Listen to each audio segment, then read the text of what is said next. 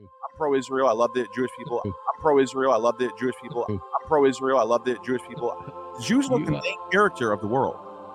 They are. Like if you look at history, as a story, the Jews are the main character.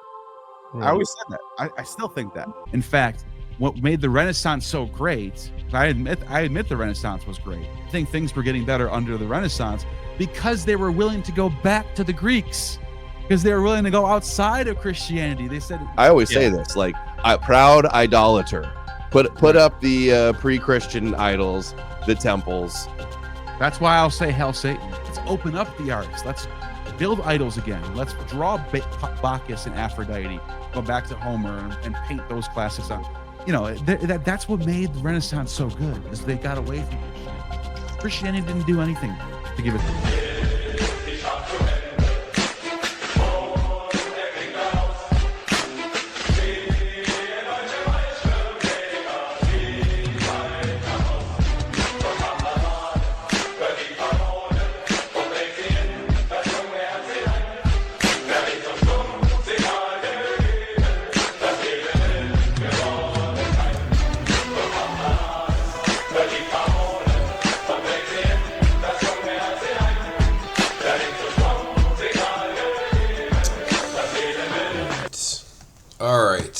Welcome everybody. Привет. Как дела? Salut tout le monde. Alright, so we're going to continue where we left off. Paganism is liberalism. We're going to continue with the video review, okay, and trying to better understand Adam Green and his good old Jew-loving friend, Gnostic informant. And we're talking about pagan revival and what it means to be a cross-dressing, pederast, gay pagan, because that seems to be what they are. Okay? And why would Adam Green want you to be a pagan, right? A Gnostic informant. Why they're pushing you towards paganism, right? Instead of, they just really want you to hate Christianity. So, so that's what we're going to talk about. Gnostic informant, Adam Green, and Oy vey, Rabbi Tovia Singer. The rabbi who calls for our destruction. Grew up in the most prosperous time in world history under American protection. I think now he lives in Jerusalem. Now that we've built up Israel, helped the Jews, everything's great. Look at all the money we've made. We own everything. And now Christianity has to go. Christianity's the enemy. And the Jews are just so good. They're just so good. And yet, I don't know. I have no idea, again, how Adam Green could be friends with a guy who worships the Jews so much. I have no idea. So again, this is all they reviewed my video, like my first video. It's like 8 years old, almost 9-year-old video. The Not So Chosen People cartoon. So we're also we're going to talk about this. Everything will be linked in the description and stuff. So the video overview, we're going to talk about obviously responding to their video on me. The Renaissance Jewish-Papal Alliance. So it's amazing that they love the Renaissance so much, because the Renaissance, what's going on today is the Renaissance. It's everything that was going on in the Renaissance is kind of what's happening today, right? So it's when the Jews are going to take over as really papal bankers. I mean, there's going to be some Christian bankers. It's going to be a little bit different, but we're gonna look at what happened to Europe when the Jews took over the banking. And is there a rise in the Bible or a rise in paganism? Why would Adam Green, a Gnostic informant, prefer the Renaissance, a time when Jews were running the papal bank? It's the downfall of the Catholic Church. The Roman Catholic Church will never recover from what happens as a result of the Renaissance. Okay? If you're a Catholic, you should really hate the Renaissance. Okay? Because it destroyed your church. It is what gave birth to the Protestant Reformation. All right, so we're also going to talk about Jewish banking in Europe. I think this is important for us to understand what's going on. We're going to talk about this more probably at the end. But yeah, links for how to support me, guys. If you want to see me do well, see me continue with this stuff, please consider donating. It doesn't have to be anything big. You know, you can support me either by sharing my work, give, send, go. This is like the first time in like since 2018 where I can receive money. I do have books coming up. I'm just trying to get the ISBN number sorted out. Anyways, we'll talk about this a little bit later. But the top donator for this month will get a Third Reich coin necklace made with a real coin from the Third Reich. It represents Jew-free money, and it was really the main ingredient in why National Socialist Germany did so well. It was to do with taking control of their currency, right? So we're going to talk about the Renaissance. Let's play the video, and then we're going to come back to this. Century, no one's educated anymore. No one has any time for, like, there was like this in the pre-Christian world. You get the pre-Socratics, the Platonists, the Pythagoreans. There's the Stoics. There's the Epicureans. They're all like in their own philosophical angles, going at it, duking it out. And there was competing ideas, and it made for growth, made for competition in the marketplace of ideas.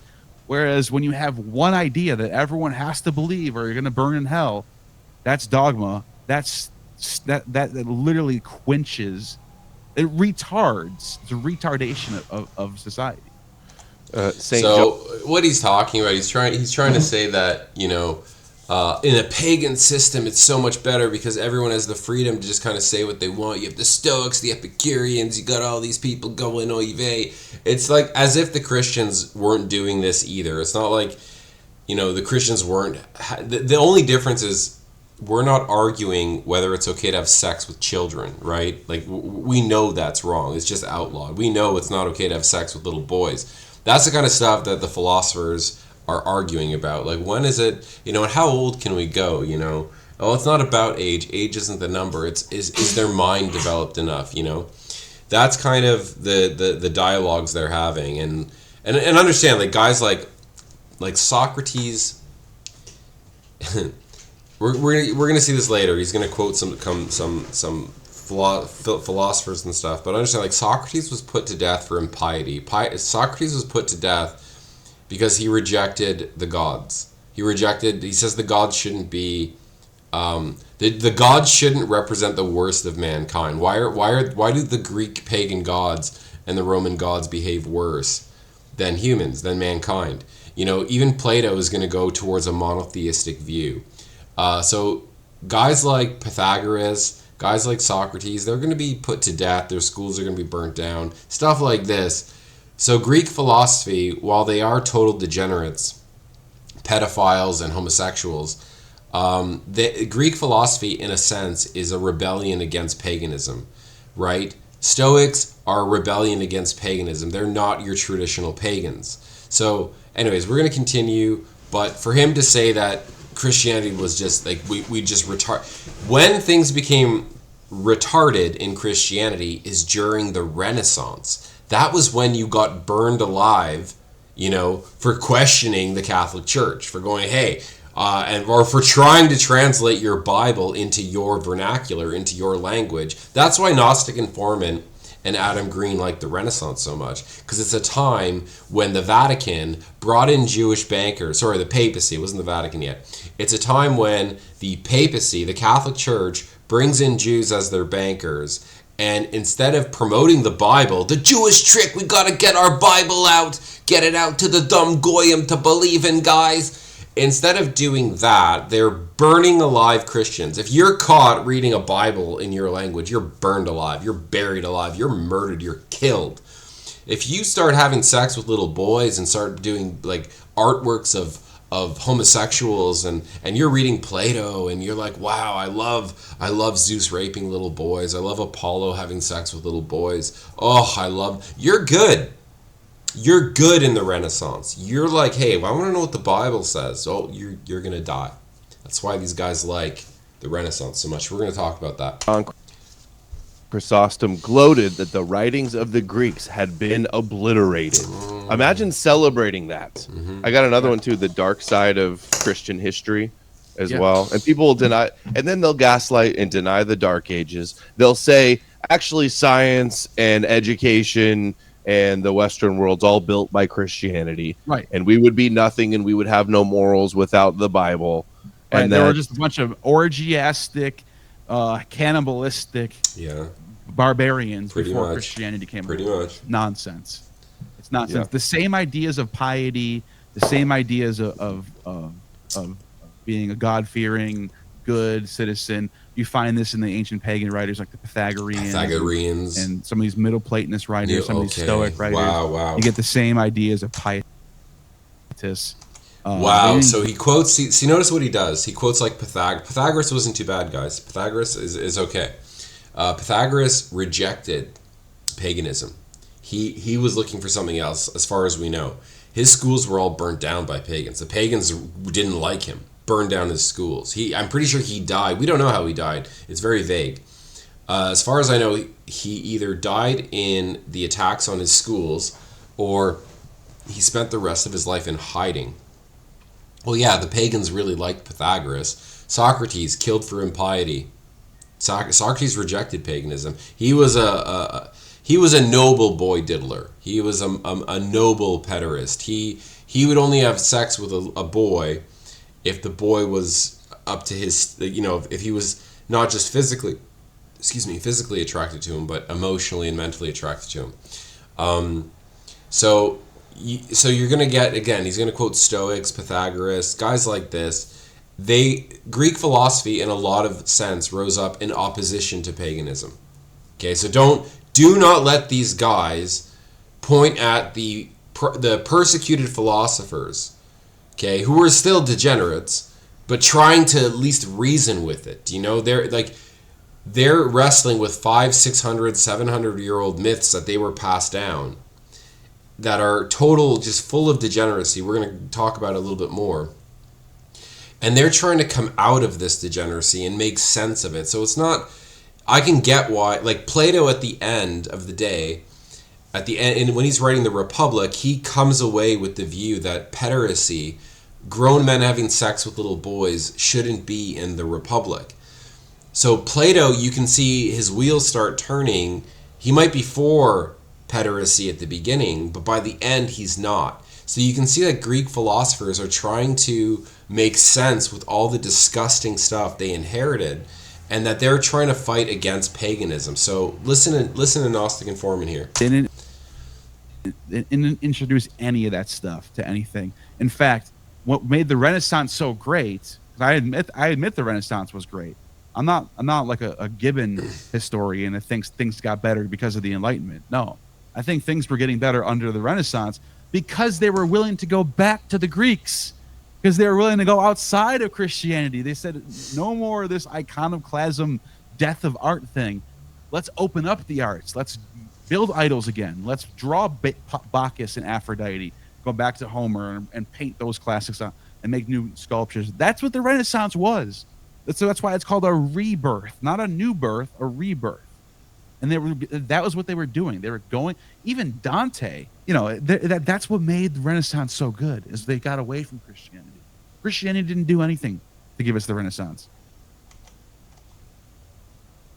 No, they'll be like, oh, we couldn't have built these nice buildings without the Bible, as if the Bible teaches anything about architecture or instructs anything about building churches. As if these people have never seen Helicarnassus before, or like depictions of Helicarnassus. Oh man, I think that's it. Yeah, that's it. All right, thank God. All right, so they were willing to go back to Homer, guys. Okay, well, Socrates rejected Homer, Plato rejected Homer, Pythagoras rejected Homer. Oh, let's go back to, so don't point at the philosophers. Stoics rejected Homer. They might look at them allegorically, but a lot of these philosophers rejected. See, so what they're doing is they're kind of doing this bait and switch, right? It's kind of like when a Jehovah's Witness or a Mormon comes to your door, and he's going to be like holding up a Bible, and he's going to be like, hey, do you love Jesus Christ? And you'll be like, yeah, I guess. Yeah, I love Jesus Christ.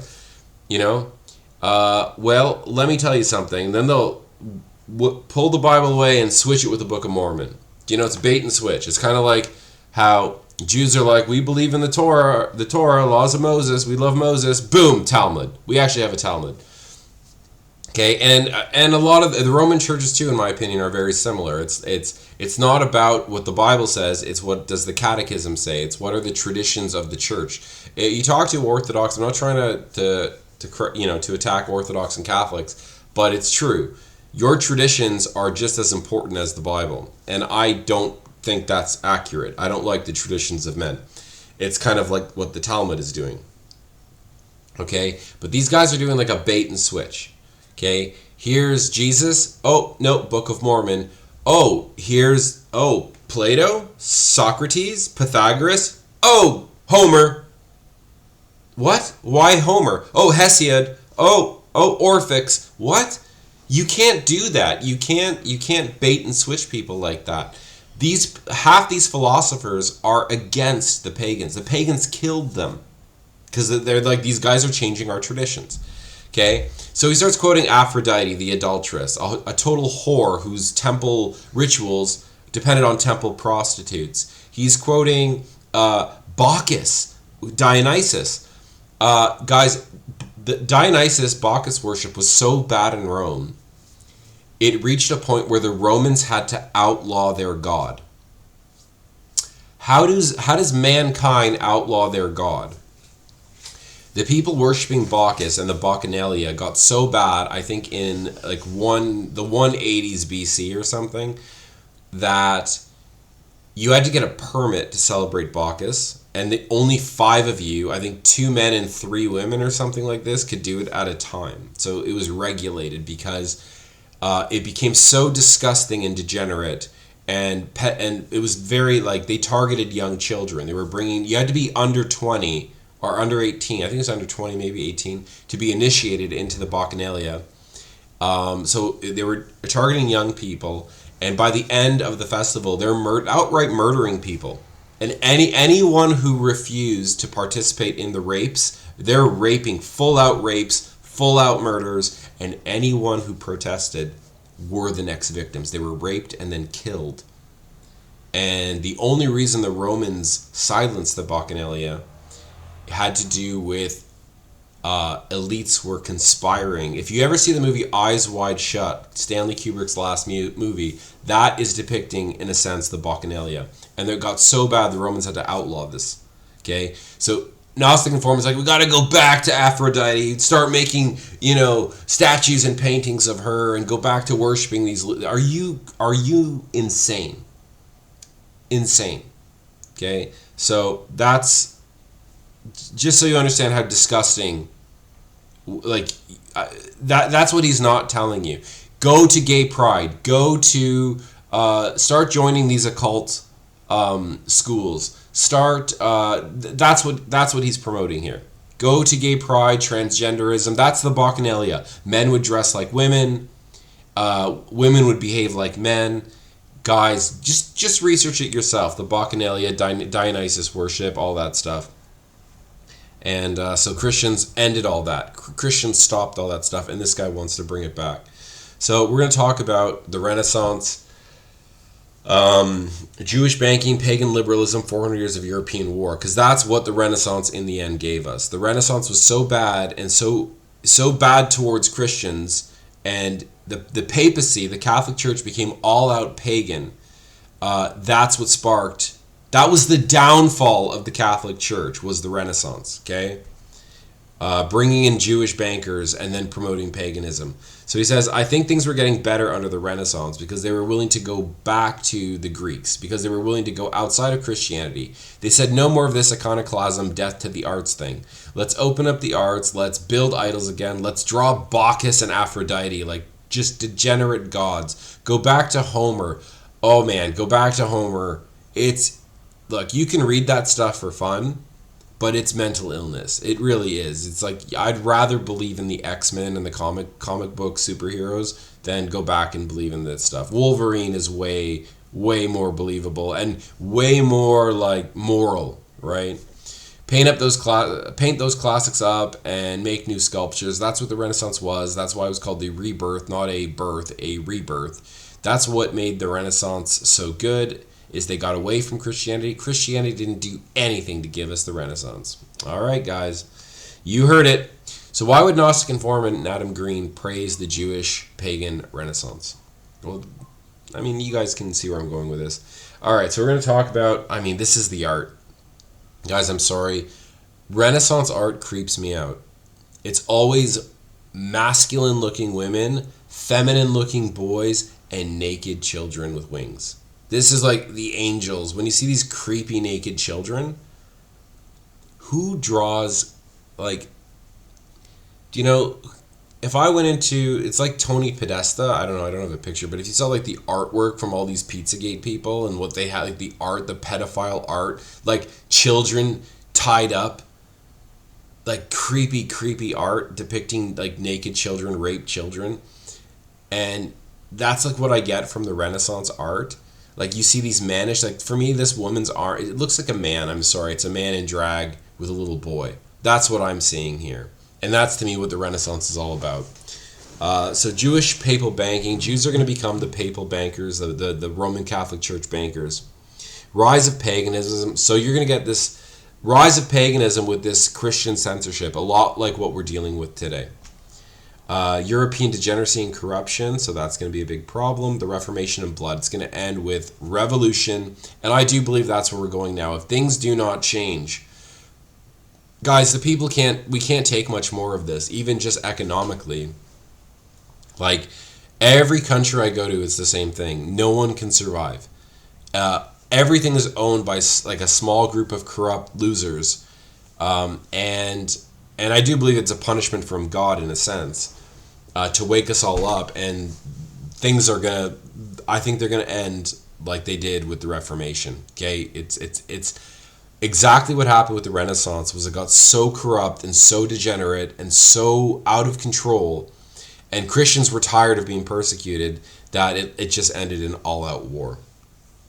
Okay, so at the height of the Renaissance, Jewish bankers licensed in Florence in 1437 and operating with papal approval in the Papal States formed a crucial part of the financial network, funding art, architecture, and pagan revival.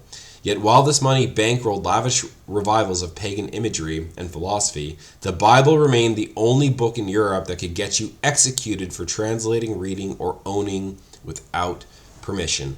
Stop and think about that. That's the Renaissance, okay? You can't read the Bible. You can't study the Bible in your own language. If you do, you're burned alive. Okay, so while the Catholic Church burned Christians alive for attempting to read or translate the Bible, the Jews and papacy were funding pagan revival and degeneracy. Okay, there were Christian bankers. We're going to talk about that. Okay, so Jewish banking in Europe. Okay, so understand this. Let's just break this down. So usury was illegal in Christian countries. So back then in medieval Europe, you couldn't lend money out at interest. You can only lend out money, just lending out money. So you have the papacy, which controlled the monarchs, and the monarchs who controlled the nobles. And these are really the only people who handled money. If you were like a peasant serf, like a guy working a farm, like 99% of us would be, you're not really going to handle gold and silver too much. This is where you're going to get those jokes. Oh, I'll give you 10 donkeys and 20 chickens for your daughter. Peasants more or less were trading in grain. They were trading in livestock because that's how they paid their taxes. When you paid your taxes to the king or to the lords, to the nobles, you weren't paying them in gold. You were paying them in livestock. You were giving tithing through your what you were farming. Okay? Some people, very few people, it would slowly change over time. Some people did pay in gold or silver or something like this, but that came as time went on from the Renaissance. During this time, it was mainly you're giving your tithes in not in gold and silver, and that's what would be like paying rent. Your rent later on would be when people could actually more or less trade workers and stuff could pay in gold and silver. So this is pretty much the structure. And then what's going to happen is So they couldn't lend interest. So monarchs, nobles, and clergy would bypass this by inviting Jews into their country. So the Jews would come in. Because Christians, I'm a lord, I can't tax, I can't lend money out at interest, I can't collect interest, payments and interest, but the Jews can. So instead of me doing it, now you're going to start to understand, why are Jews always being kicked out of countries? Why have the Jews been kicked out so many times? And guys, the answer is going to surprise you. The real question isn't why are the Jews always being kicked out. The real question is, why are they always being invited back in? Okay? That's what you need to think about. Well, it's not, well, okay, why aren't these countries learning? Why is it the Jews are given more opportunities and then being kicked out? They're being brought in, they're being kicked out. They're being brought in, they're being kicked out. What's going on here? Do you guys not find that suspicious? And the answer is, you're not going to like it. Because unfortunately, it's the same problem I had in my country. The Jews weren't my problem. The Jews, maybe at the top and behind the scenes they were. The guys arresting me and my friends, the guys looking for me and my friends, the guys in the court, the police doing all the dirty work, they were all Aryans. The guys getting paid to destroy anyone speaking the truth, they were all Aryans. They weren't Jews. So what we're going to see is the bigger problem, in my opinion, isn't the Jews. It's the people giving the Jews their power over us, right? I don't like pedophiles. I think pedophiles should be killed. But I'm going to tell you something I hate more than pedophiles. When I hear of a man who raped and killed a little girl, I'm angry. I'm like, that guy needs to die. But then when I find out he's been arrested and charged for this kind of behavior for the last 20 years, and every time he gets caught, he gets a slap on the wrist and he's allowed to go back out. Okay. So now I'm not angry at the pedophile as much as I'm angry at the police officers and the judges and the law system that keep stopping him. They have a record. They know, he keeps raping girls. He's raped already a 12-year-old. He's done this. He's done that. He has a history of killing animals since he was a little boy. Like my anger is when I find out that this pedophile has a rap sheet and that this could have been prevented with a bullet 10 years ago when you guys knew what he was like. But because our legal system is a business, our law society is a joke. Like, in my opinion, I'm more interested in the law society. See, everyone thinks, oh, it's the Jews, it's this. I'm more interested in the law society, which is like our modern day priests. I think our law society needs to be gutted, ripped apart, and investigated.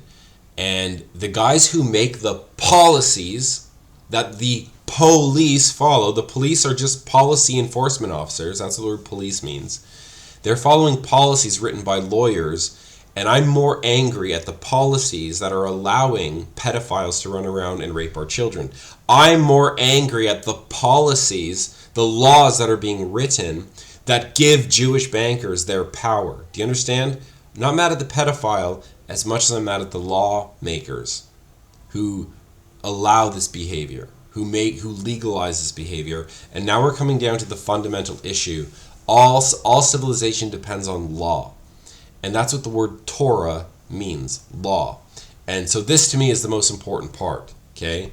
So as much as I'm focused on the Jews, the pedophile, just for my analogy, I'm more interested in the people letting them get away with their crimes, okay? And that's what we need to look at. So Jews, monarchs, nobles, and clergy would enslave Christian subjects with debt and taxes, okay? So who's to blame here? Okay, who has the power? And that's what we're going to cover. And this is what you're not going to like, because at the end of the day, it's not about why are the Jews being kicked out. It's who keeps letting them back in and why. Okay? Who keeps giving them the power and who's not stopping them. Okay. So what happened in the Renaissance, what was the driving force in the Renaissance, was the Medici banking family. And the Medici banking family authorized the Jewish bankers to come in. See, so here we go. Jews couldn't do this. Medici, Christian, they're pagan Europeans. Adam Green and Gnostic Informant should love this. Pagan Europeans bring in Jewish bankers. And by the way, the last pagan emperor of Rome, Emperor Julian, the last pagan emperor tried to rebuild the Jewish temple. So never forget that, Christians, and you pagans, never forget that the last time a pagan emperor sat on the throne of Rome, he wanted to rebuild the Jewish temple. All right. So, Medici's bring in the Jews, authorize them in Florence to be their lenders, and then they get papal authority. And this is the Jews' step into becoming the papal bankers. As a result, the Renaissance is born. Okay, the Renaissance is born. We have papal paganism, so now the Catholic Church is going to become very pagan. And then Christian persecution. Isn't that something, guys? Isn't that something? So, and from the papal paganism, the Renaissance, Christian persecution, et voila. Okay, now we have the Reformation is born. You get riots and protests. Enough is enough. We can't handle the degeneracy from the Renaissance. We can't handle the fact that the Roman Church is now a pagan institution, celebrating earth worship and pedophilia and orgies. Enough is enough. We're separating from the church. Okay, and the Pope that Martin Luther, the Renaissance happens under, is actually a Medici Pope. Okay, so the Medici family. So the Medici family legalized Jewish banking and usury. Jews then become the authorized papal bankers. They financed and revived paganism. Okay, 4 Medici popes, 4 members of the Medici family would sit as popes, be elected to power. Christians are burned alive for translating the Bible. Oy vey! We got to get our Jewish trick out, but we're going to burn anyone who reads it. It's kind of like the Jewish Bolsheviks. The moment the Jews took over Russia, they burnt down all the churches, killed all the priests, raped all the Christian girls. 20 million Russian, Eastern Europeans are killed, Orthodox Christians are killed, and another 10 million would die towards World War II, Stalin, the rise of Hitler.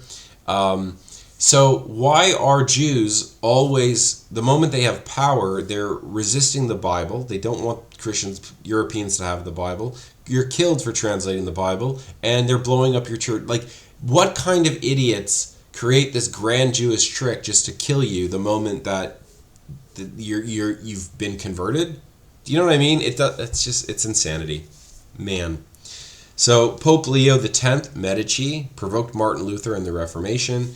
So the Renaissance represents papal Jewish paganism and everything the liberals are promoting today.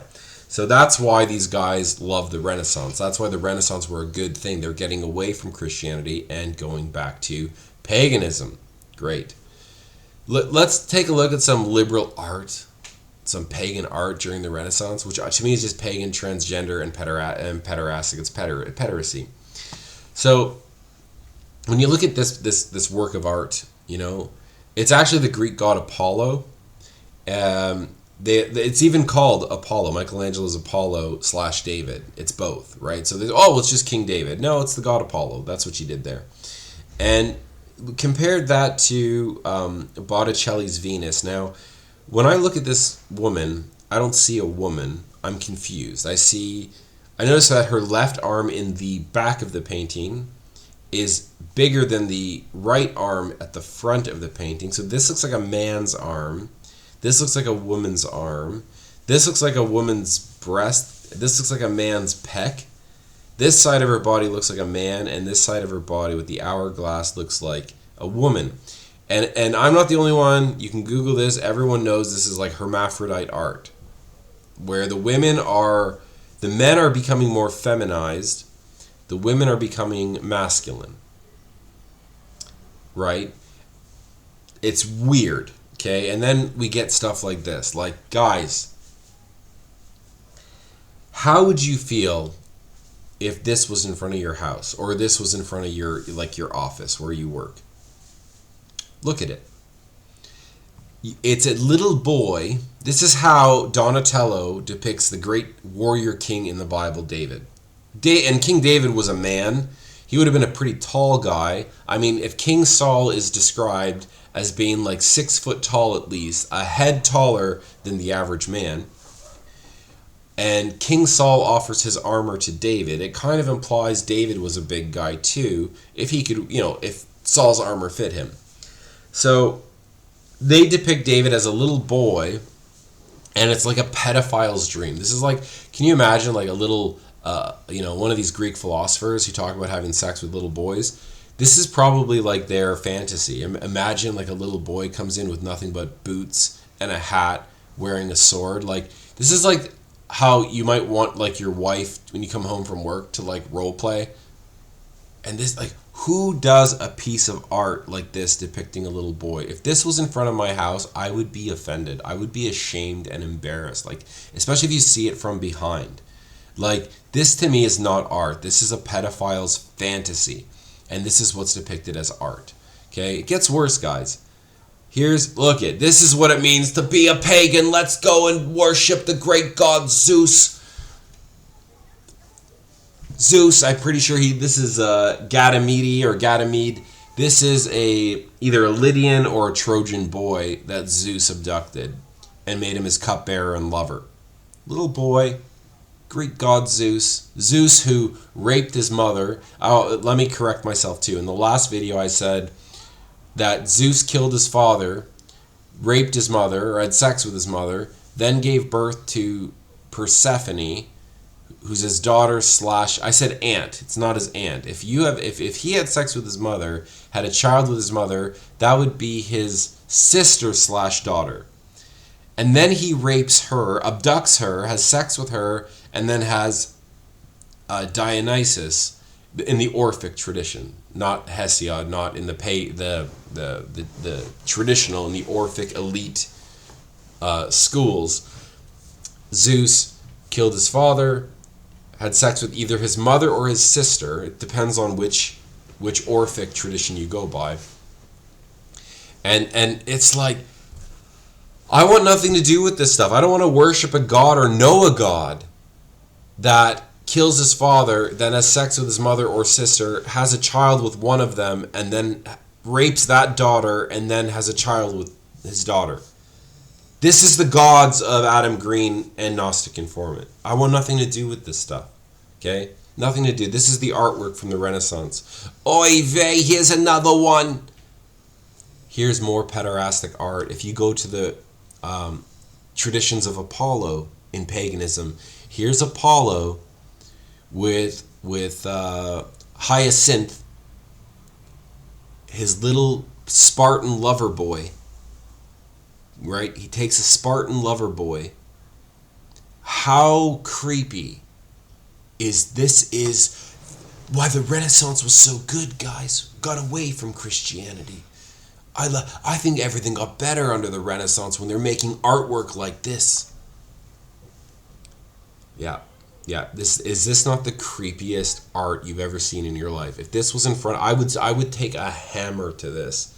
If it was in front of my workplace or my home or in my city, I would take a hammer to this. It's not art. It's not art. Okay? So Apollo, in his great legendary story, falls in love with some little Spartan boy, and then he's out. Some other god was jealous, the god of like the west winds. I forgot his name. And then they're throwing discs, and this Greek god of winds gets jealous and orchestrates that Apollo's discus goes and hits Hyacinth in the face and the head and kills him. And then Apollo's like crying that he killed his little Spartan lover boy. Guys, I want nothing to do with this stuff. This is LGBTQ crap. This is this stuff. This is an 8-year-old boy, okay, that we're sexualizing, okay? 8-year-old boy. This is LGBTQ, modern day liberal nonsense. That's what paganism is. Okay, you pagans need to get out of this stuff. Join Team Christian, where we have laws. You wanna curse? Oy vey! Christianity, the stupid Torah, it's a Jewish trick to take over the world, you dumb goys. At least I can point at Moses, who forbids this stuff. At least I could say that my God has laws. Moses, you can say, oh, dumb kike, you dumb Jew. At least Moses outlaws all this stuff. Where your Greek gods are the image of this stuff. Do you know what I mean? Your Greek and Roman gods are the image of this stuff. And this is what Adam Green and all these freaks are trying to bring you back to. Just go join the gay pride parade. Stop lying about who you are. Stop it. Just go. Man, I'm sick of it. So, cross-dressing in the Renaissance, carnival, effeminacy tolerated. Homosexuality was so widespread during the Renaissance, they actually had to make a police force, Office of the Night Police Sodomy. And I think half the men in the city were under investigation. And I think like 3,000, almost 10% were convicted. But nothing really happened. It was like today. It was like normalized. Pederasty, normal. Have sex with little boys. Older men having sex with little boys. Guys, go for it. Listen to Adam Green, you pagans. Go listen to him.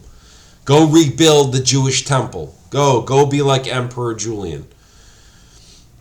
I'll admit, Christians have been brainwashed to help the Jews, but the Bible does not tell us to help the Jews. The Bible warns us not to follow the Jews.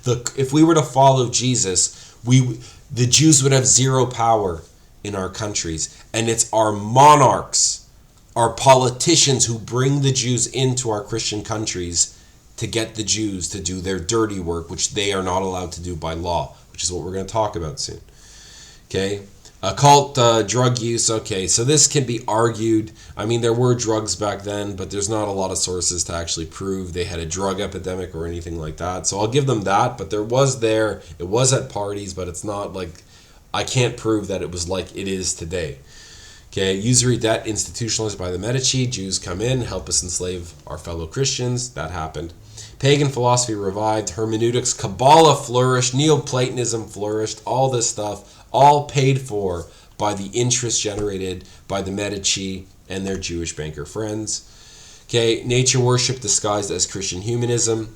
So here's a quote from Savonarola. Savonarola, we're going to quote him a lot. He was, in my opinion, the hero of the Renaissance, the Christian hero. And he says, you fill Florence with Greek idols and heathen fables, and you call it learning. But this is not the wisdom of Solomon. It is the vanity of Athens. Okay, so we're going to talk about him. We're going to quote him just so you guys know exactly what was going on. Banquet of the chestnuts, oy vey, here we go. Orgies in the Vatican, orgies in the Papacy. That's what was going on. This is under Pope Alexander VI, Rodrigo Borgia, potentially a Jew, potentially a Marano, a converso. A lot of people suggest he was. I'm leaning towards that he was. And here his children were part of the orgies. The clergy were part of the orgies. Guys, they're just being pagans. Go back to paganism. It's what made the Renaissance so great. Go back to Bacchus. Go back to Aphrodite. Guys, you heard him. Do it. This is what it is. Eyes wide shut. Occult secret parties. Paganism. This is what you're dealing with. Okay? This is going to be, if you're a Roman Catholic, this is the end of your power in Europe. The Roman Catholic Church will never ever recover from what happened when the Jews and the Medicis became your bankers and then the paganism they brought in. Never. You lost all your power. Okay, Savonarola. So Savonarola was, I think he was a Dominican friar, okay? And he pretty much led the Christian resistance in Florence, so in Babylon. Okay, so he denounced the Medici patronage of the arts, luxury and corruption. The Medici even had to flee. There was maybe a 10-year period where the Medici were in hiding because of what they had done and the paganism and the debauchery and the sex and the LGBTQ liberal stuff that they had brought in to Florence and Italy. Okay? So he called for a theocratic republic, moral purification, and the destruction of vanities. Led the infamous bonfire of the Vanities in 1497, where cosmetics, secular books, nude paintings were burned in public square. public squares, clashed with Pope Alexander VI, that's Borgia, who excommunicated him for heresy and defiance, and in the end, he was burned at the stake in 1498 for heresy and defiance of Pope Borgia. Okay, Alexander VI. All right, so let's look at some of his quotes. The Pope has more regard for Virgil and Ovid than for Christ. He builds his temples not of houses of prayer, but as theaters of idolatry. Like Adam Green said, I'm a proud idolater. Let's build up these temples. Let's go pagan revival, right? The Church of Rome has become a brothel. She is full of simony, sodomy, and every crime. The Pope has his court. The Pope and his court care for nothing but feasts, women, and boys. They're just being pagans, guys. They're just, let them be pagans. Let them have sex with their little boys and their children. Okay, let them be sodomites. That's what being a pagan is. Don't deny them. My only anger towards pagans today, you neo-pagans, please just go to gay pride. Just go to your LGBT. Just don't hide your ideology. That is that's the biggest problem, is you're just giving like Thor and his hammer and be like, see, we're these strong image of masculinity. It's not a pagan. Even Thor was a cross-dresser. Thor had to dress like Freya. He had to go all drag to get his hammer back. Right? Like, Thor's a drag queen.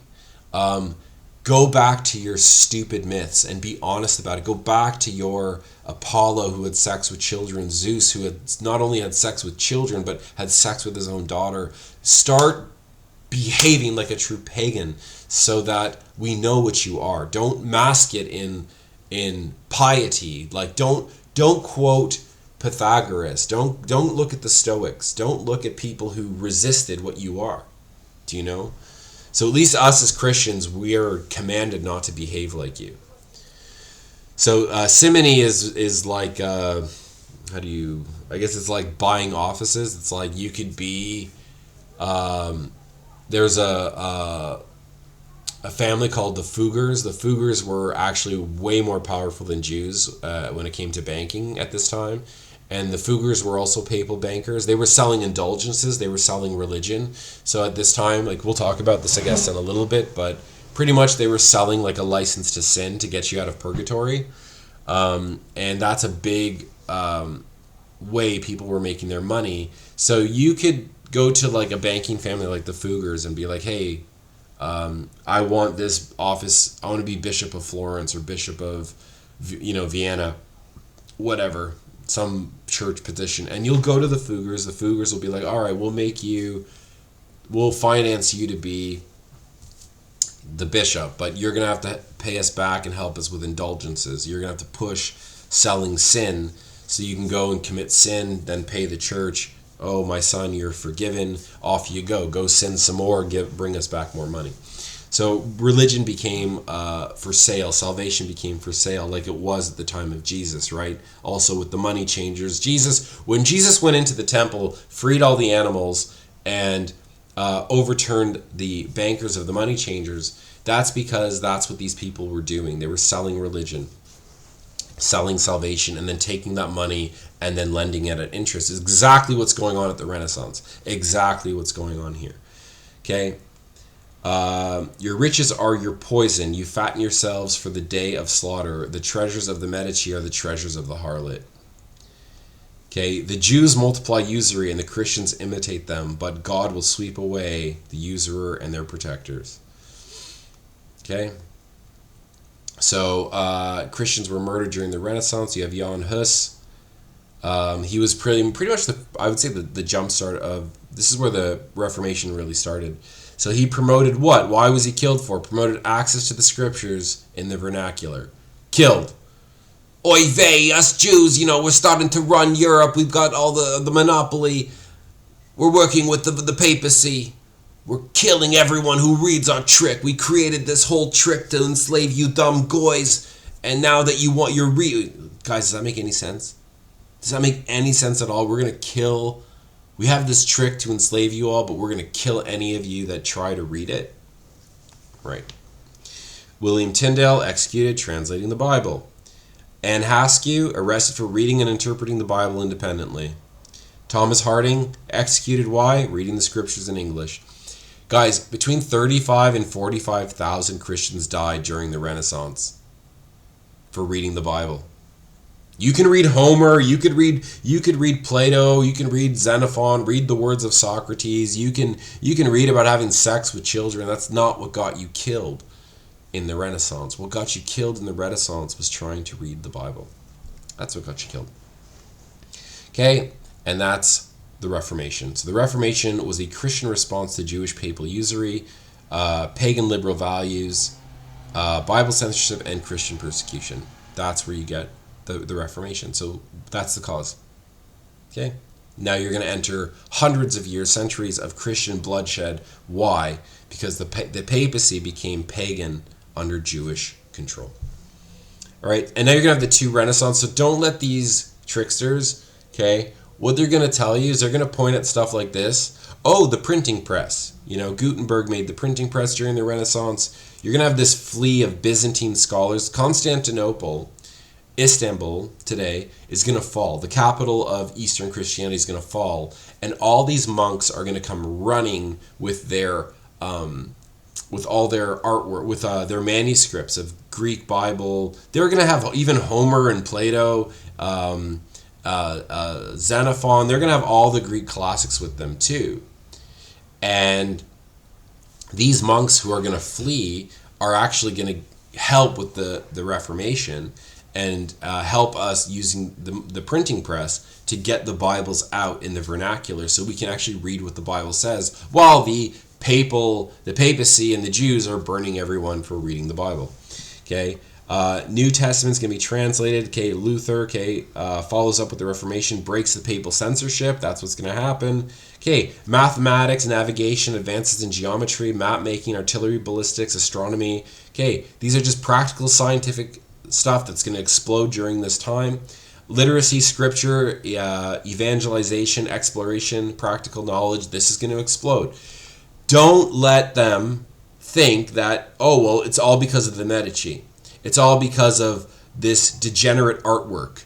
Do you know? Donatello making King David look like a little boy. Don't you guys see? So my point is, to say pagan degeneracy, the pagan degeneracy of the Renaissance gave birth to the great achievements of the era is like saying today's pornography, transgender ideology, and family collapse gave birth to the internet, AI, advanced medicine, and smartphones. Do not let these guys point at the gay pride parade going on and say, see, it was this gay pride parade that gave us all this stuff. Don't let them do that because they're not together. They're not together. Okay? Just because these things came out at the same time, it doesn't mean that the degeneracy gave birth to the advancements. Okay? The gay pride parades today had nothing to do with building the F-35 fighter jet. Okay? Stuff like this. Don't let them get away with that.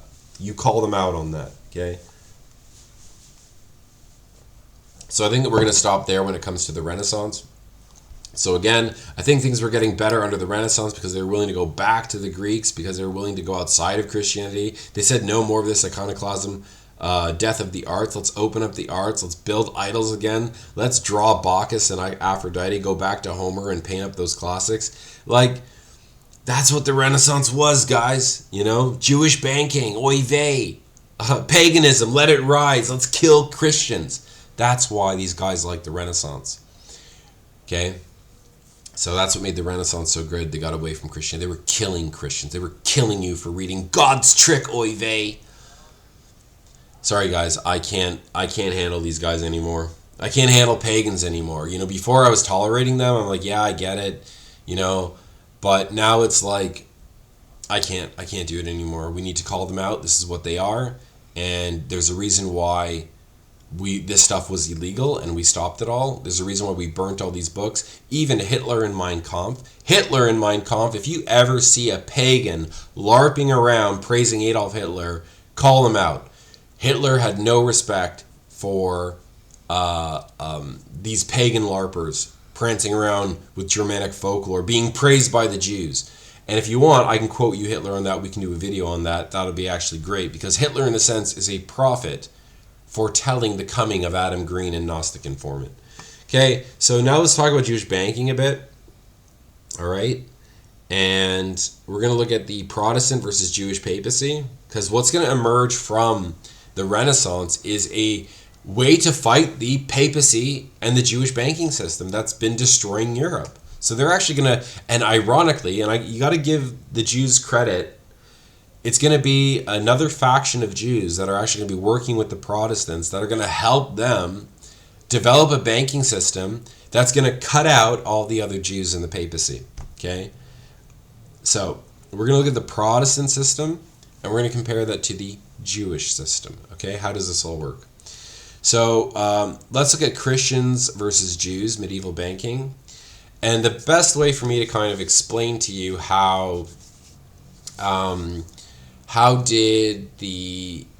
what's the difference between Christian banking and Jewish banking? I would say that if you were to look at banks like Western Union and PayPal, that these are more Christian style banks. Okay, so they're going to make their money off fees and stuff. So let's take a look. So transfer of funds across borders via bills of exchange, currency conversion, arbitration, or arbitrage, handling papal revenues, especially from indulgences, selling salvation. This is going to be how Christians are going to be making their money.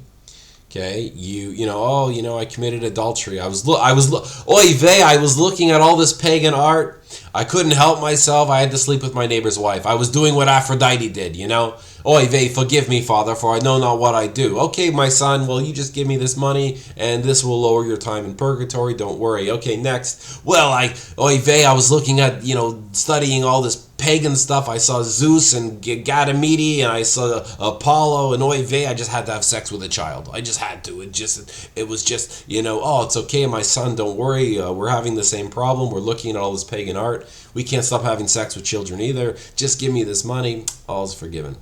Next. Okay, indulgences. Don't worry, your time in purgatory, it's been decreased. Okay, facilitating payments for trade, diplomacy, ecclesiastical appointments. So yeah, again, a lot of these positions too were for sale. Okay, simony, right? Jewish banking is going to be more like Vanguard or BlackRock. Okay, so cash loans to individuals. Also, you could put Chase Manhattan here or something like that. Merchants to nobles, charge interest. They used halakha law, like Talmudic law, and even the Torah. The Torah says that Jews can lend to non-Jews or Israelites. Okay, they operate under charters, protections from monarchs and city-states. That is crucial. Again, don't hate the pedophile as much as you should hate the law that keeps letting the pedophile get away with the crime. I hate the pedophile. Pedophile, click, gone. 7-cent bullet, gone. Rope, just recycle the rope, gone. Problem solved. Taxpayers, I just saved you $60,000 a year. You don't have to put him inside a prison. One rope, done. One bullet, 7-cent bullet, 20-cent bullet, gone. Problem solved. Saved you a lot of money. No, they're not interested in that. Revolving door of justice, get him in the courts, bill the people, bill the taxpayers, get him into prison. Now we're going to bill the taxpayers $20,000 to $60,000, $70,000, $80,000 a year. More taxes, more money generated. Let him out, let him rape more children. I want the judges, I want the lawyers, I want the politicians, more than I want the pedophile, okay? Okay, so again, they're operating under charter. They're given permission to do this kind of behavior. They maintain ledgers, collateral systems, and legal enforcement for the mechanism. They're also the tax collectors. Okay, so how does this happen? We're going to go to the Talmud. And in the Talmud, the Christians are going to learn this from the Jews. And this is called Heter Iska. And Heter Iska is a loophole. It's a loophole that Jews invented so that they can lend to other Jews. And what's going to happen is the Medici, the Papacy, they're eventually going to kind of learn this. They're going to be like, oy vey, this is very interesting. We like what you guys are doing here. We're going to copy you. So it's very simple what they're doing. All they're doing is they're redefining lender and borrower. It's not rocket appliance here. It doesn't take a genius to figure out what's going on. Instead of a loan, they sign a heterorisca agreement stating that, so here's an example, Mike is investing $100,000 in John's business. So Mike is the lender, John is the borrower. But they can't call it a loan. So John, they're just going to change the terms. John will manage the investment and attempt to generate profits. If profits are made, Mike receives a predetermined 10% a year on the money that he borrowed. Okay, he's going to get shares, he's going to get his money back, plus he's going to be owed interest on it. So then it's just if there are no profits, then he just has to produce witnesses or whatever. But the point is, all they do in the transaction is they redefine. They can set any terms they want, essentially, and then instead of me being the borrower, or Mike being the borrower, John being the borrower, Mike being the investor, they're just partners. They're just a business agreement. Well, we're just going to partner, and meanwhile, the Christians were making their monies off fees, bills of exchange. So it's like, I'm a German lord, count, duke, whatever, and I need money to build my castle. I'm going to contact the Medici, and the Medici are going to be like, well, we're going to send you gold. I can't legally charge you interest, but you're going to have to pay a fee because I have to transport the gold to you, right? So that's where they write a bill of exchange. They don't want to carry the gold, right? That's what the Knights Templar were. The Knights Templar were also Christian bankers, and what happened to them was if you wanted to move gold from France to Jerusalem during the Crusades, you went to a temple lodge. You went to a Knights Templar lodge, and you would give the Templars your gold. Here's 100 gold pieces. They're going to keep 10 of your gold pieces. You're going to then they're going to give you a piece of paper with a stamp and a code and something that only the Knights Templar in Jerusalem know. You're going to carry this piece of paper with you to Jerusalem. And when you get to Jerusalem, you're going to give it to another temple, to the Templars there, and they're going to see the transaction, and they're going to give you 90 pieces of gold for the 100 you left back in France. And that 10% is the transport fee with the bill of exchange that you had. So they're in a sense collecting interest, but it's based off of a transaction fee. You're more paying for the transfer of your funds than you are paying interest. Okay, so that's kind of a loophole that they have to generate a percentage of your stuff. And this is going to pave the way for fractional reserve banking and how our modern day banking system works, how all the gold is going to be stored in one bank, and that we're going to talk about that in a minute, but that's essentially, this is how we're going to come to the banking system we have, is through medieval Jewish money lending and Knights Templar stuff. And all the Templars were killed. We're going to talk about that. So Jewish-Papal banking. So how does this work? So there's monarchs and then there's the people. Okay, but remember, monarchs can't, it's against the law in papal countries, in Christian countries, established by the Christians from before, you can't lend money with interest. All right, that's where the Jews come in. So, a monarch needs instant funds. I need to build an army, I need construction. And don't get me wrong, the Jews could be playing both sides. There's different scenarios here, but let's pretend the King of France brought in some Jews, borrowed money from them, raised up an army. And England sees this. England's like, oh man, France just built an army overnight. With money, they go, well, I need money now. I need to defend myself against my neighbor who just raised up this army. But the king, the problem is, he's getting taxes from the people, but he's getting it in wheat, in barley, in labor, in chickens, in goats. He needs cash. He needs money now to raise up an army, okay? So he doesn't want this slow trickle of money, the slow, 5%, 10% of the country's, produce and stuff. He needs money now. That's where he brings in a Jew.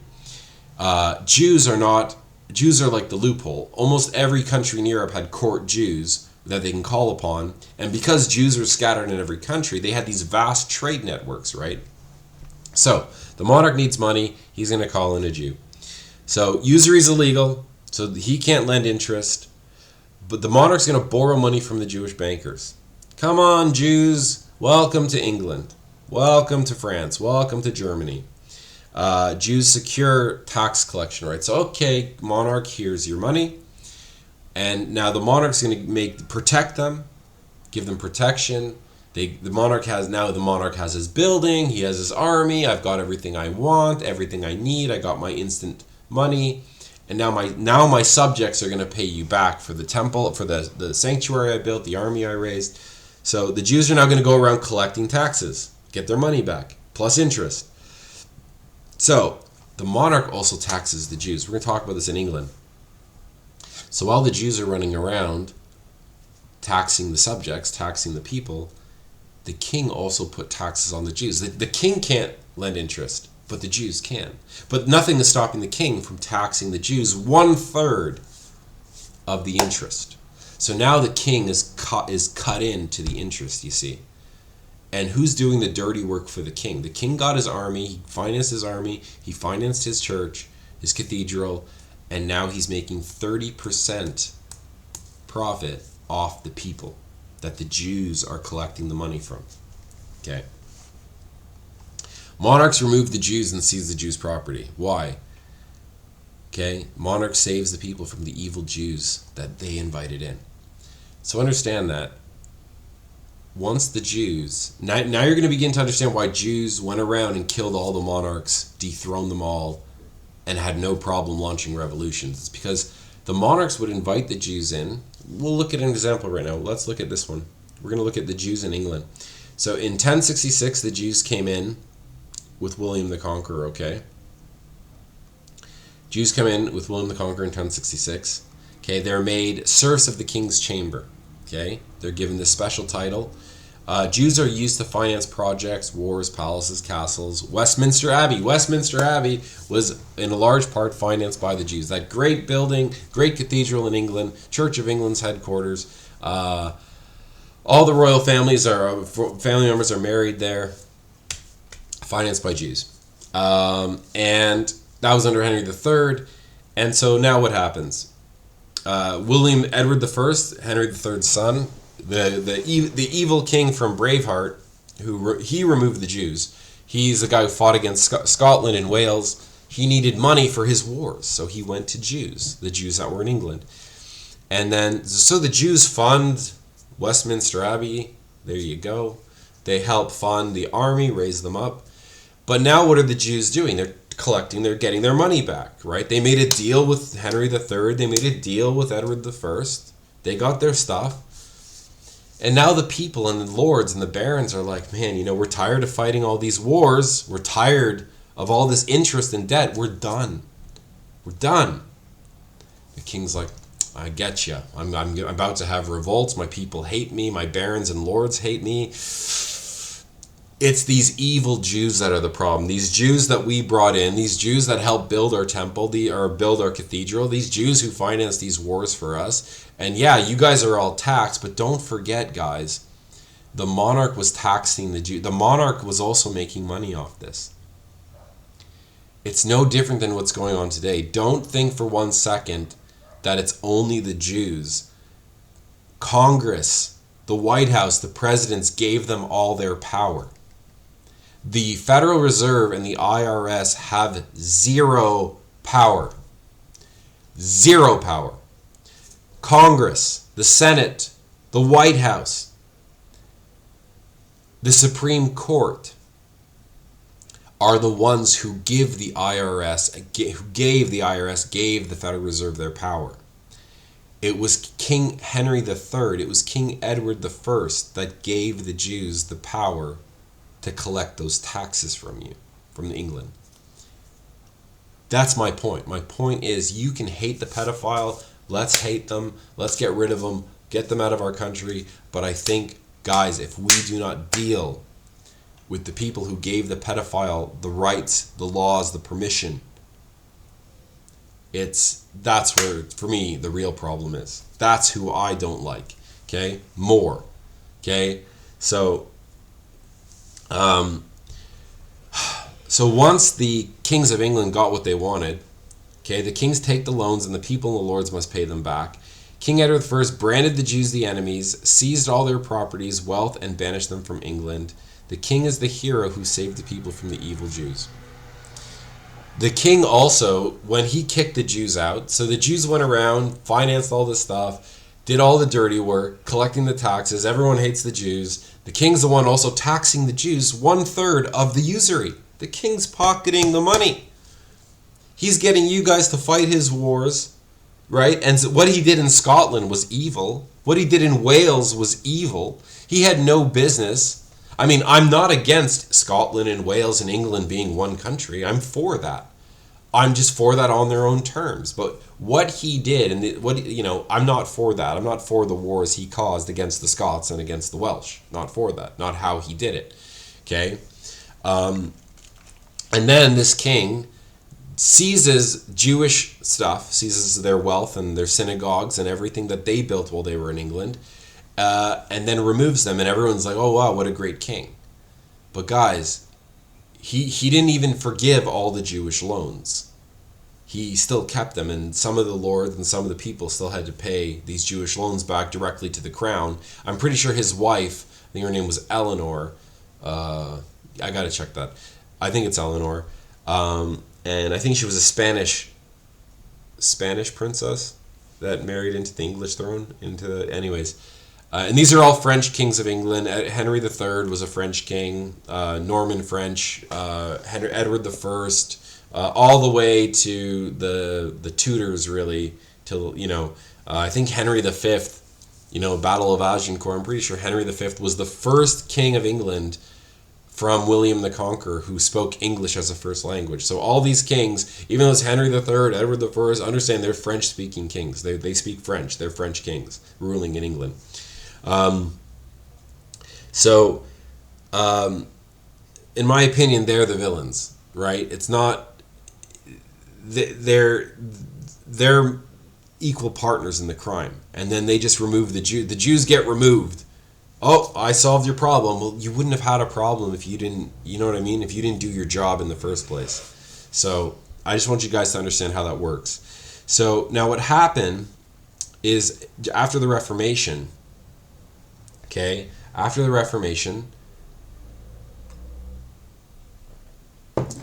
going to happen is Spain, who removed the Jews from power, removed the Jews from Spain. They had the Inquisition, and the Jews either had to convert or get out of Spain. So a lot of Jews went to Venice. A lot of Jews went to Istanbul. A lot of Jews went to the Netherlands, and a lot of Jews went to the Caribbean, went to the New World, and became pirates. Okay, there are entire Jewish cemeteries, pirate Jewish cemeteries in Jamaica and on those Caribbean islands. The Jews, when you're watching Pirates of the Caribbean, understand that a lot of those pirate ships, they became, what were they called? Profiteers and privateers. And they were pirates, right? That were given commissions by the Dutch or given commissions by the King of England to go and raid Spanish ships. We'll talk about that in a second.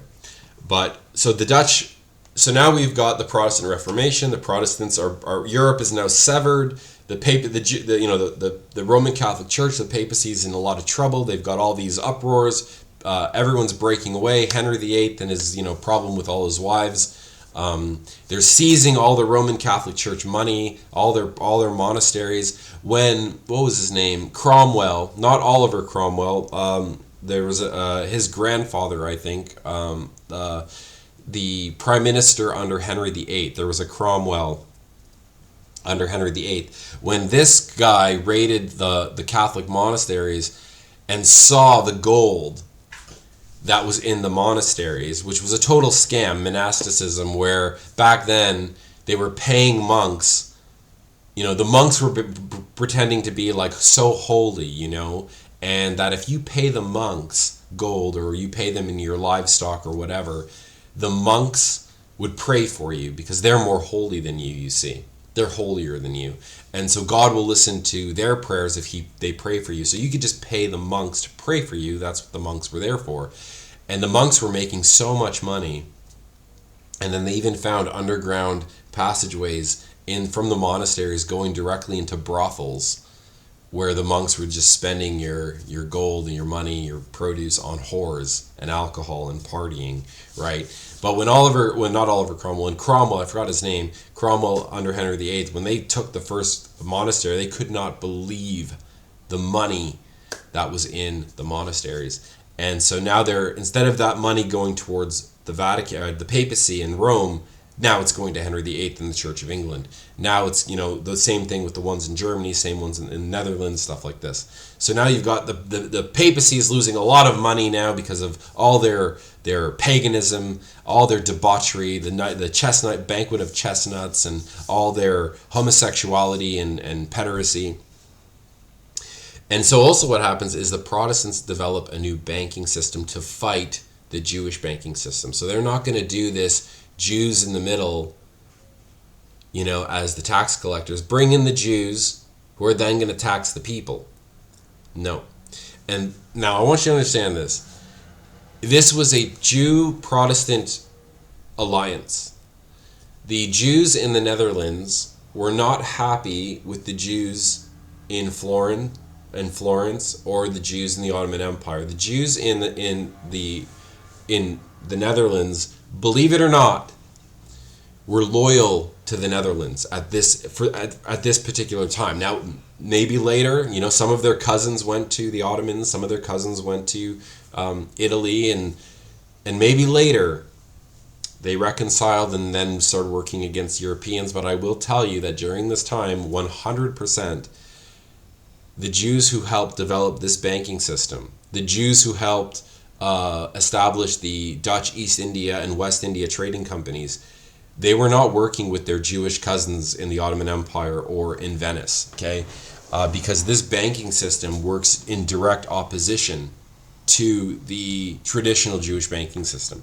So what the Jews in the Netherlands and the Jews and the Protestants developed was they cut out the Jews. So what we saw before was the monarchs or the governments would insert the Jews to then tax the people.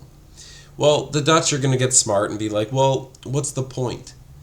The Jews are just going to tax the people anyways, so why don't we just turn the people into the financiers? Let the people invest in us and let them be the lenders and let them make a portion of the interest.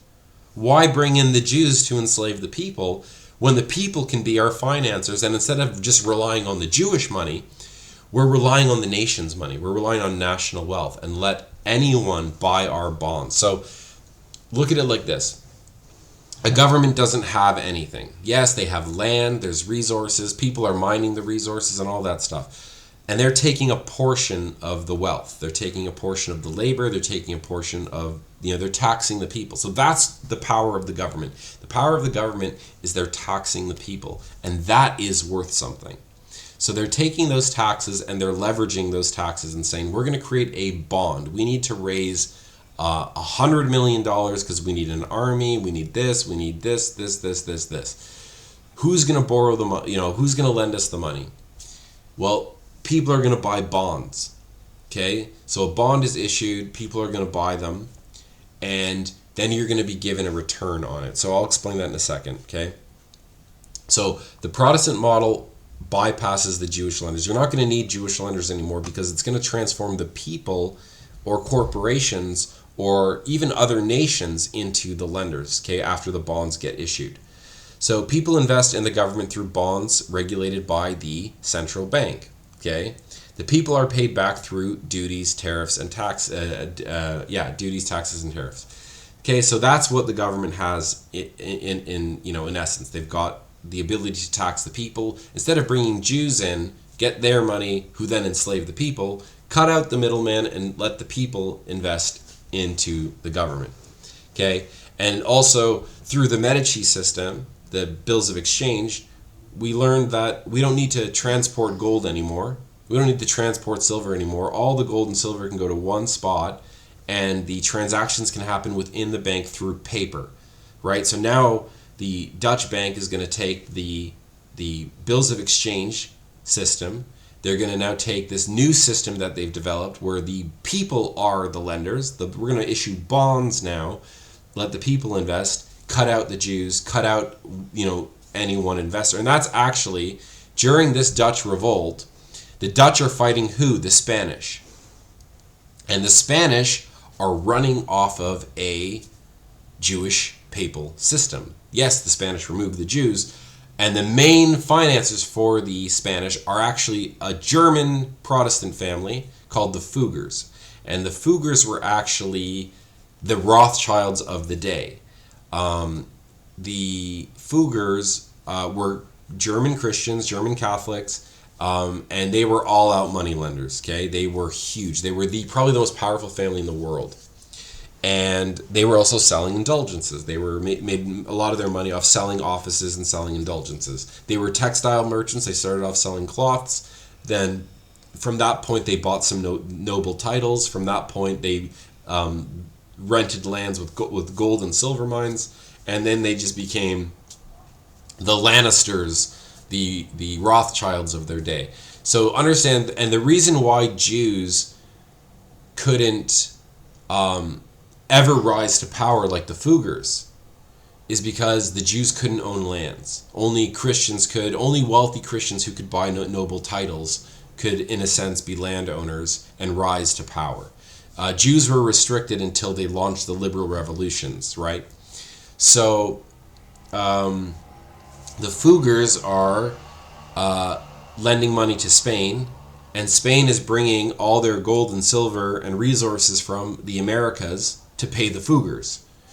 And while the Jews create this banking system, so the Dutch are able to pool all these resources, pool all this money from the people through bonds that they're issuing, and the people are getting paid back, right? So how it works is their bonds are going to be issued. So the people, let's just pretend there's $100 bond. I know they probably used, guilders and florins and pounds and sterling and that stuff, but we're just going to, whatever, we're going to use dollars as an example. So a $100 bond is going to be issued and someone's going to buy it. This guy, you're going to invest $100 into the government, and they're going to promise you a 3 to 5% return, depending on the terms that were negotiated, depending on the desperation of the government.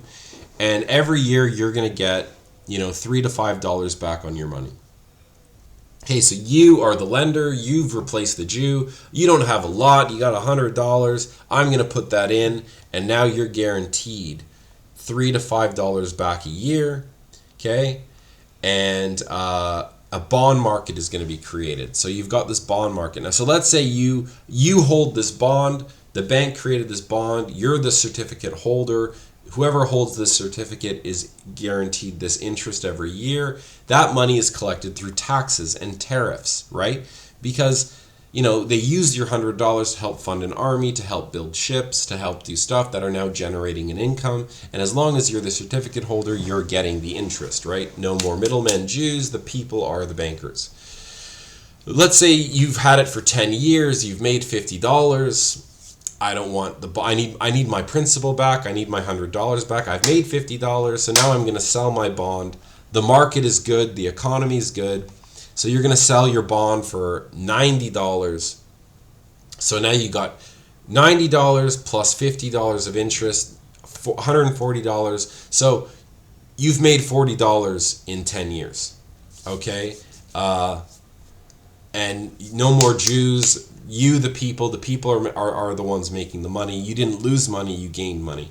Now, let's say that there's a war, you're losing the war, you want to get rid of your bond, but there's not a lot of confidence in this government. So people might just buy your bonds at a discount, right?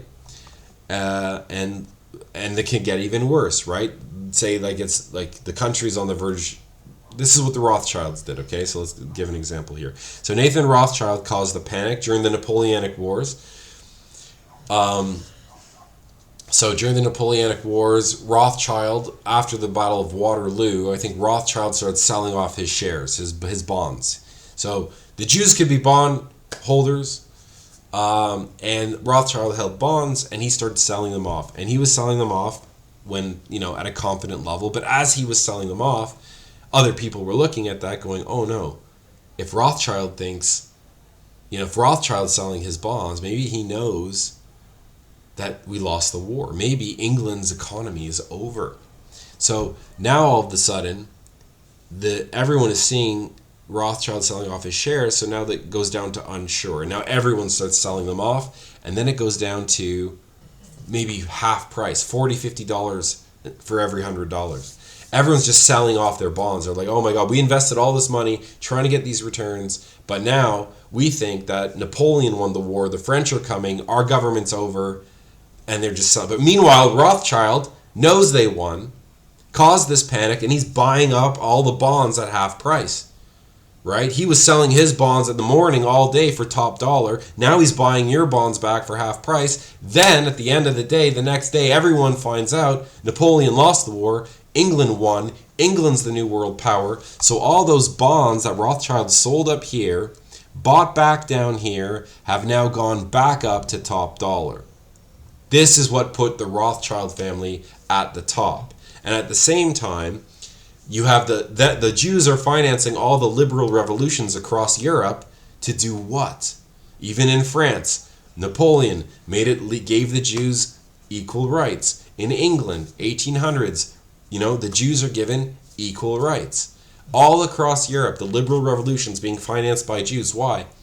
Because the Jews can never amount to power like the Fugger family, like the Medici family, because they could never own land. And as soon as the monarchs or the governments would bring the Jews in, use the Jews, enslave the people with debt and interest, then blame the Jews for what they brought in, what they authorized, and then blame everything on the Jews and kick the Jews out and go, like, those pesky Jews, they did all this bad stuff. But guys, I'm not defending the Jews' actions. I think, this kind of usury is slavery. But all I'm telling you is we have to look at the monarchs and governments too. Like what's happening right now in our world. You go on Twitter, you go on Instagram, YouTube, they're talking about the Jews nonstop. All this blame is coming on the Jews now. The world's eyes are starting to open. But guys, don't forget King Edward I. Don't forget who brought them in. Don't forget who passed the legislation. Yes, the pedophile needs to be dealt with. Just don't forget the judge. Don't forget the lawyers. Don't forget the police who gave the pedophile their power. That's all I'm saying with this. Don't forget that the Jews were invited in, given authorization to do what they did, and that the people in the government or the monarch were partners in those profits. Don't forget that. Don't look at King Edward I as some great king who enslaved you all to go fight these wars, to go fight these campaigns, killed your children. He didn't have to kill the Scots. He didn't have to kill the Welsh. There were other ways to bring them into a united kingdom than to launch the wars that he did and do it the way he did. Okay? And enslave his people through the Jews while taxing the Jews, then seizing all the Jews' lands and still collecting the Jews' debt after he removed them. So if you're wondering why are the Jews being brought in and then kicked out, brought in and then being kicked out, how many times have they brought in and kicked out? Oh, the Jews did all these terrible things. Guys, just don't forget they're partners in their crimes. That's all I'm saying, okay? All right, so why the Renaissance, man? Okay, so that's it. I think we're going to end there. So we're going to move on. I think we're going to do another section on the white race and civilization and how Adam Green and Gnostic Informant they actually believe, crazy enough, that Europeans owe European civilization to the Afro-Asiatic tribes and people, desert dark people, I guess is what Adam called them, that we as Europeans owe them civilization, where I argue against that. So we're going to talk about that in the next video. Guys, I'm not going to lie. If you like my videos, you want to see more, the only way that I can continue is if you help. It's really the only way. I've been bouncing around Europe for the last 4 years. Not in any like luxurious country. I'm talking Ukraine, Moldova. I had to go through Romania. I'm in the Balkans now. It's not like I'm living in, pretty, interesting countries. But if you guys want to help and support me, I have Give, Send, Go. I describe it best as, if you don't want to fight on the front lines, then send bullets. Okay, I can't do this without you. It takes a lot for me to swallow my pride and even ask you guys for help.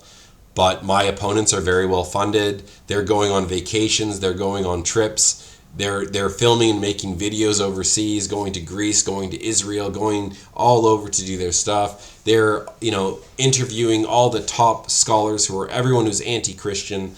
So the only way that I can hope to stand a chance fighting against these people is with your help and with your support. And I have Give, Send, Go. There's a merch store, but I'm still working on that, trying to get it updated. I do have books coming. They're written. I'm just waiting for the ISBN numbers. I had some problems with that. For this month until maybe the end of September, mid-September to the end of September, I do have this necklace I'm going to give away with a real German coin. It was plated in silver. It should be copper, but it's actually plated in silver. Okay, and that's really it, guys. So we're going to continue a little bit more with how paganism is liberalism. But I think the next video is going to be more about the white race, civilization, how I view the Bible, my views on the Bible. And we're also going to talk about traditions of men in another video coming out soon, where a lot of the stuff pagans hate, because I also got to give pagans an answer. Like, a lot of the things they assume about Christianity aren't Christianity. So I'm going to also start doing some stuff to show pagans that these are traditions invented by the church. This is what the Bible actually says. All right. So thank you guys so much for watching. I hope you guys learned something. And so I hope you guys are well.